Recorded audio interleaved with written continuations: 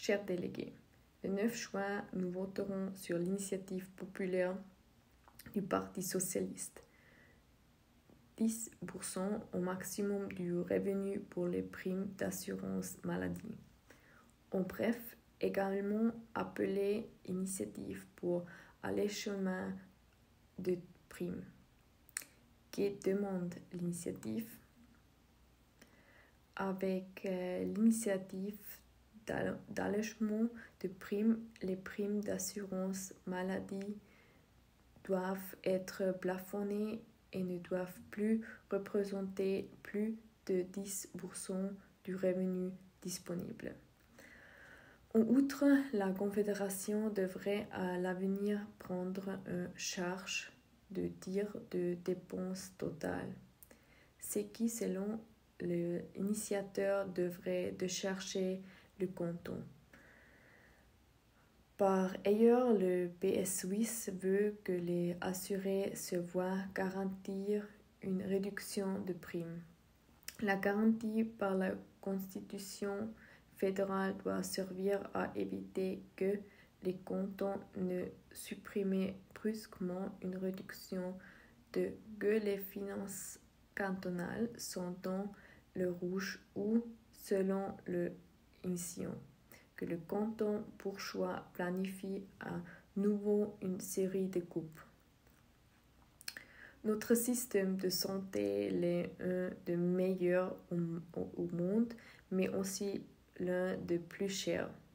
La forte hausse des coûts entraînera une nette augmentation de primes en 2024. Ainsi, la prime mensuelle mois augmentera de 28,7 francs par mois. Cela représentait 8,7% de plus par mois que l'année passée. Il est indéniable que nos primes d'assurance maladie crèvent le plafond et que la charge financière pour la population est de plus en plus lourde. L'augmentation générale du coût de la santé n'est plus supportable à long terme et des mesures doivent être prises pour lutter contre l'augmentation du coût de la santé. Le PS profite de cette augmentation de primes et de la mauvaise image de la caisse maladie. Grâce à ces augmentations constantes, il peut constamment rapprocher sa revendication d'une caisse maladie unique socialiste de la population de qu'il s'agit d'empêcher. Le titre de l'initiative du PS, Initiative pour allègement de primes, est tout d'abord séduisant. Toutefois, cette initiative va au-delà de l'objectif ne s'attaquer pas à la racine du problème. C'est pourquoi il faut rejeter l'initiative pour les raisons suivantes.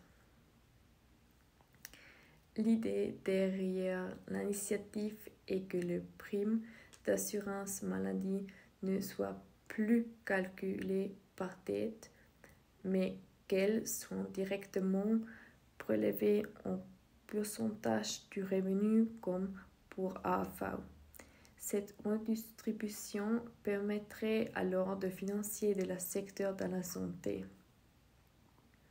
Il faut tout d'abord respecter le principe de subsidiarité.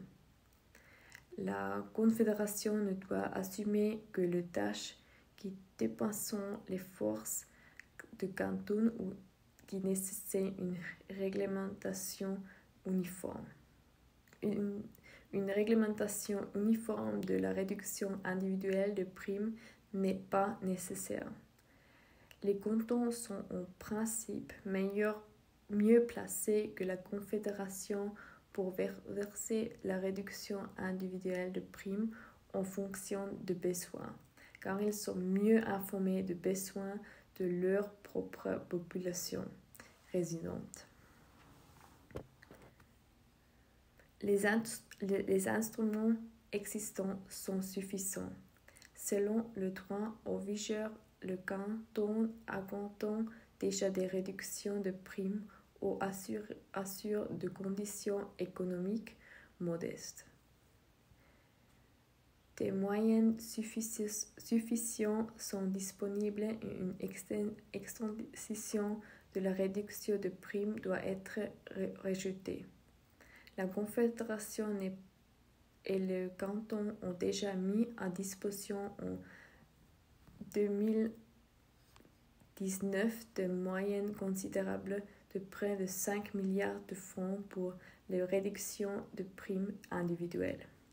Les moyens financiers ont plus que le triple depuis 1999-6 et le taux bénéficiaire est constamment supérieur à 25%. À l'origine, la réduction de primes avait but de soutenir les personnes ayant une faible capacité économique.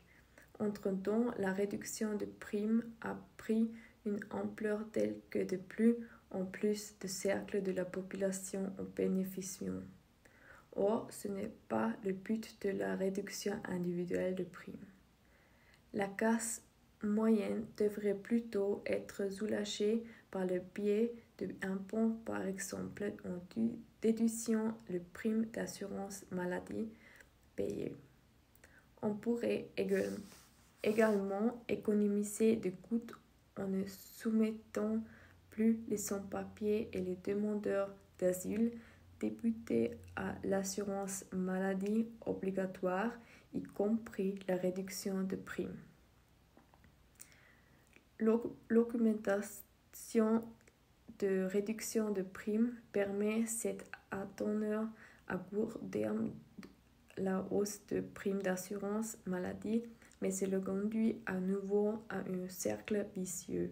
Ainsi, à chaque hausse de primes, la Confédération doit dépenser plus d'argent pour les réductions de primes au lieu de s'attaquer à la racine du problème et de créer des incitations à la réduction.